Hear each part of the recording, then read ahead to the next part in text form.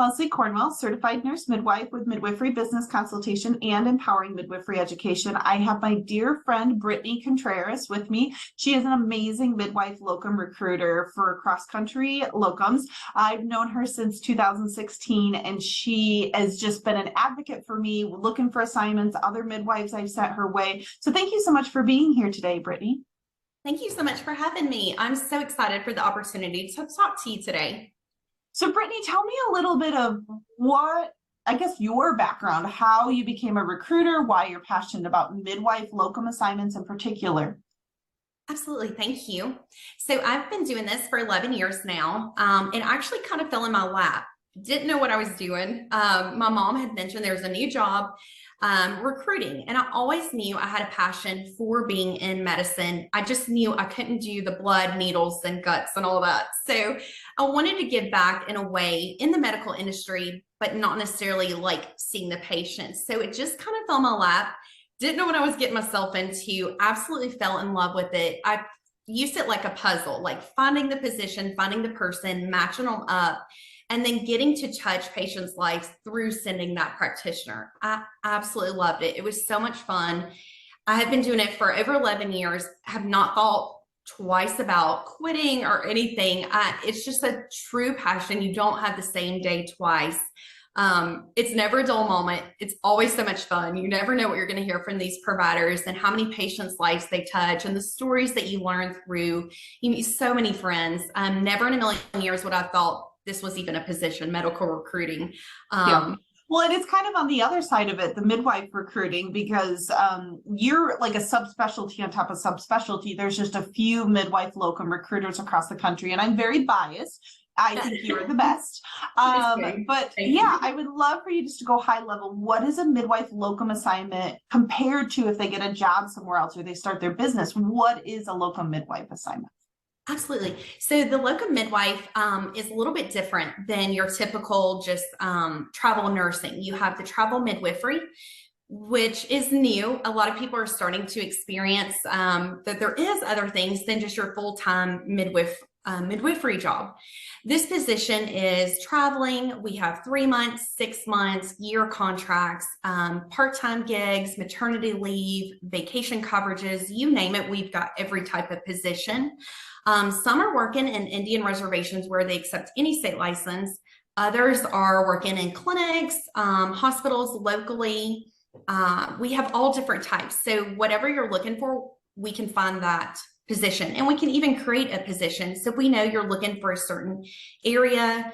If you want to stay local, we can start calling in hospitals, clinics, and creating those positions for you. It's a great way if you're looking for something different, you're burned out, you're tired of the drama, you know, all the overhead. You just want to go in, do your job, and leave. That's what locum midwives is basically all about.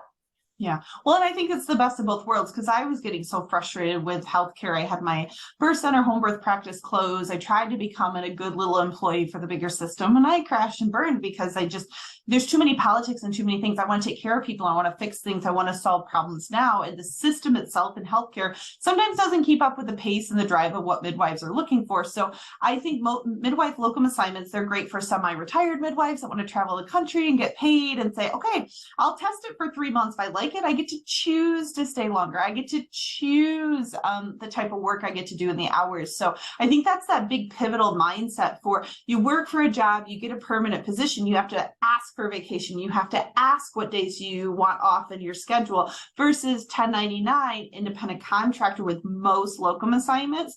You get to look at what they're asking for, and you can say, look, I can't fill XYZ need, but I can do this. These are my skills. Let's create a win-win situation, and either they accept it or they don't. So you and I have made some really cool creative packages for some of these facilities.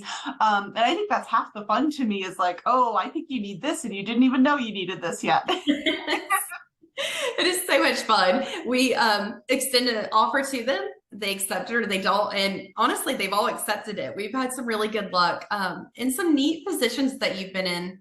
Government facilities, you're able to give back. It's like a third world country, basically, in the US. And these patients truly, truly need midwives like you and so many others. Yeah, there's such a massive shortage of healthcare providers. I mean, we have helped with midwife practices getting open in different hospitals, filling in for gaps for maternity or just crisis shortages. And would you say if someone's thinking about being a locum? I know my opinion of how I'll add to this, but what type of personality or what type of skills would someone have to be a locum midwife?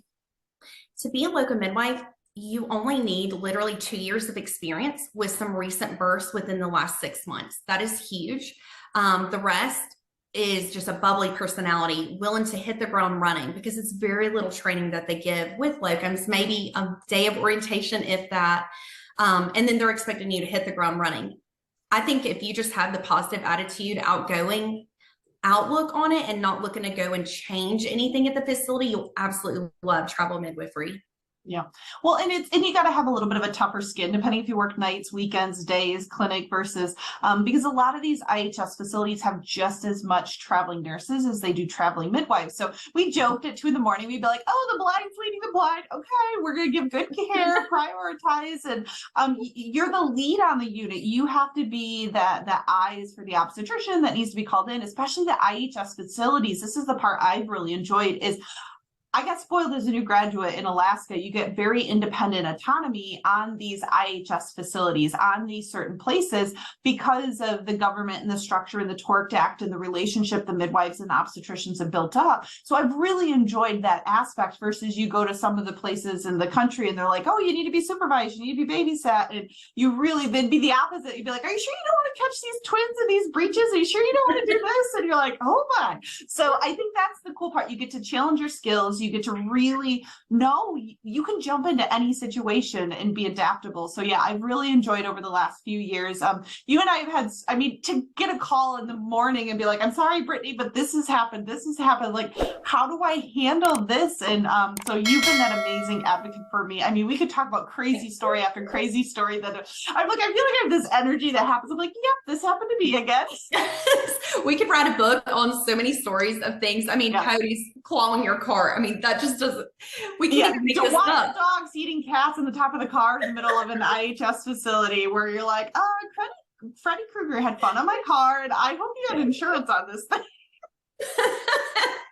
It's never a dull moment, but it's so much fun. I mean, you could honestly write a book of all the experience, all the patients you've touched, all the cool stories that you have, everything you've seen, what you've got to your family getting to camp. I mean, what a cool, amazing my story. Kids are homeschooled. So this is something I think a lot, I brought it up on Nursing Uncharted podcast, was people have these myths and misunderstandings, just like running a business, what type of midwife you can be, what lifestyle you can have. Like, my kids are homeschooled. We've been using the Locum. I do my consulting work. I do my online courses. I use Locum contracts to keep up my skills as a midwife and to be able to travel the country where I get paid good money at the same time. So it creates these win-win situations that, we last fall, I was 5 months in Gallup and we traveled the country, Grand Canyon, took our kids, did all this wonderful stuff, stayed in the campground. I mean, my husband has different opinions about all this, but we'll go there. But it's that life experiences. And so, I mean, there are certain situations where I just don't want people to feel I can't travel because I have young kids. I'm like, nurses do it all the time. Military does it all the time. Where is the stigma that happens of what you can do to be a good midwife, a good mom based on your schedule and your life? So I think having someone like you, Brittany, with contracting and negotiating and every step of the paperwork. I know I'm a unique high maintenance person with like the COVID and some of these paperwork. I fine tooth comb everything and ask lots of questions. The average recruiter, I would drive crazy, but you and I get along really well. So absolutely. And it's huge to have that connection, especially, we're going through each step of the way, from finding the job to credentialing, having an onboarding team, helping us through that, timesheets, making sure your travel is taken care of from start to finish. We want to make sure you have that smooth transition. So it's so important to have someone that's going to be your biggest advocate to walk you through start to finish.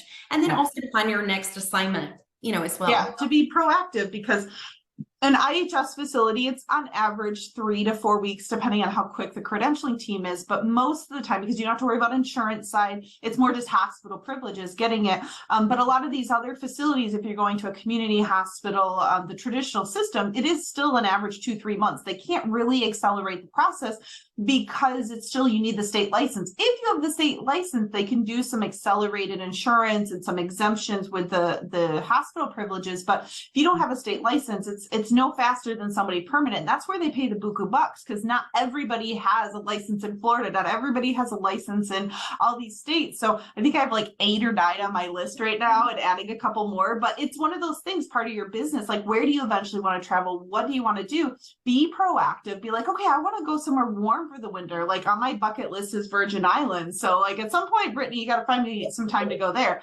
Absolutely. But it's that best of both worlds. You could do it full time. You could do it gaps between your business starting. You could do it as a fun side hustle as you're getting your practice going. You could do it as a gap between job from one to the other. Like, okay, my credentialing is not going to start for a while. Maybe I'll go help out an IHS facility and get some income to keep my skills up. So there's a lot of ways that midwifery assignments. I know I talk to people all the time that ask me, Leslie, how do I read this contract? Leslie, how do I find a right locum assignment?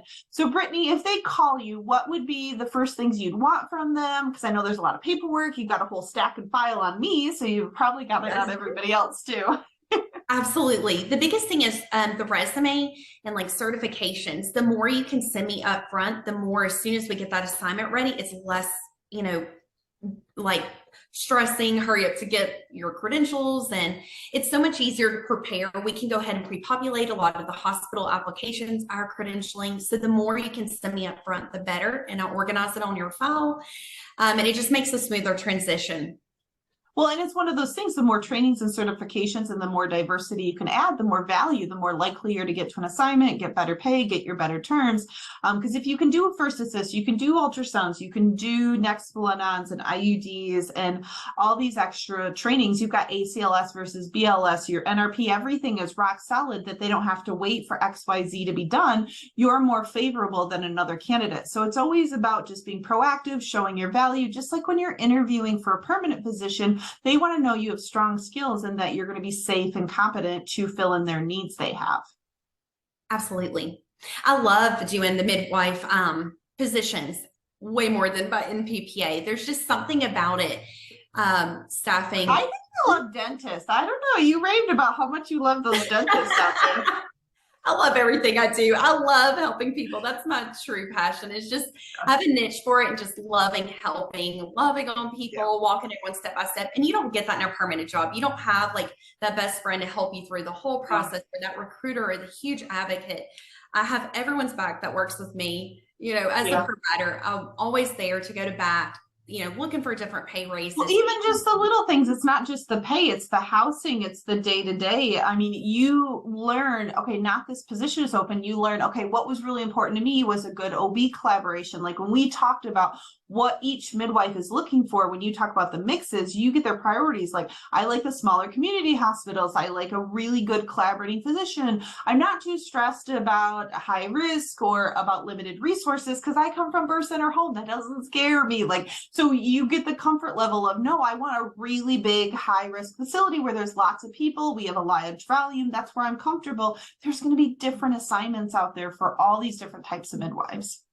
Oh, absolutely. And I can't tell you how many midwives that I have worked with that have retired and keep coming back. They're like, I'm just not ready to hang it up. I keep saying I'm retiring, but I'm just not ready. I don't think midwives ever want to retire. Catching another baby is just like, I hear it all the time. And so there's so much possibility. So I would say there's probably like 3 core companies out there that do midwife locums, and then there's a lot more smaller companies that I just giggle now because I've been doing it for so long. But when there's a new recruiter, or you can tell they aren't used to working with midwives, I want midwives to know picking somebody good on your team that understands your licensure and your scope of practice, because you're squeezed between physicians and nurses, and sometimes if there's some challenges on the unit, and heads up, you need someone on your recruiter side backing you.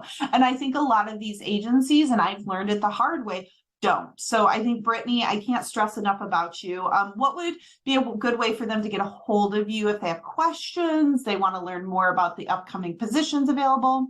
Absolutely. I am very flexible. Texting, email, phone calls, whatever's the most convenient. I can put it in the chat in this video, so that way everyone has it as well. But I'm very flexible and whatever works best for everyone.